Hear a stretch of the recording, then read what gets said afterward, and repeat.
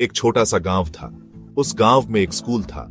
उस स्कूल में थे रमेश सर। रमेश सर सिर्फ शिक्षक नहीं थे, वो थे गांव के दीपक। वो बच्चों को अंधेरे से उजाले की ओर ले जाते थे। रमेश सर बच्चों को पढ़ाते थे, लिखाते थे, उन्हें अच्छी बातें बताते थे।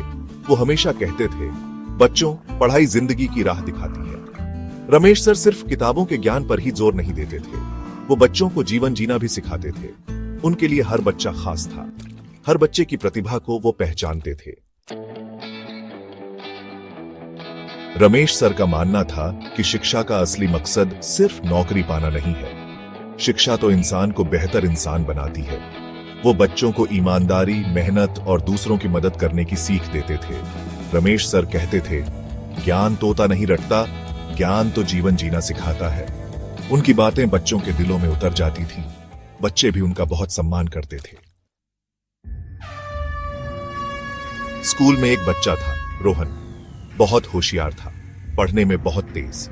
लेकिन रोहन के पिताजी बीमार रहने लगे। घर की जिम्मेदारी रोहन पर आ गई। पढ़ाई में उसका मन नहीं लगता था। वो स्कूल आना भी कम कर दिया। रमेश सर ने गौर किया कि रोहन उदास रहने लगा है।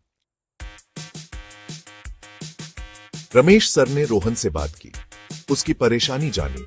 रमेश सर ने तय किया कि वो रोहन की मदद करेंगे। वो रोहन को अपने घर पढ़ाने लगे। उसे मुफ्त में किताबें और कॉपी दिलाईं। रोहन को हिम्मत दी, उसका हौसला बढ़ाया। धीरे धीरे रोहन फिर से पढ़ाई में ध्यान देने लगा।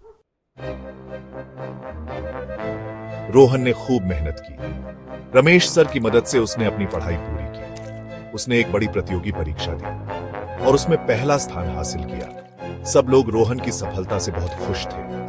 रोहन ने सबके सामने रमेश सर का धन्यवाद किया। रमेश सर ने दिखाया कि एक सच्चा शिक्षक क्या होता है। वो सिर्फ पढ़ाते नहीं, जीवन जीना सिखाते हैं। उनका समर्पण, उनकी मेहनत, उनका प्रेम सबके लिए प्रेरणा है। रमेश सर जैसे शिक्षक ही समाज की असली धरोहर होते हैं।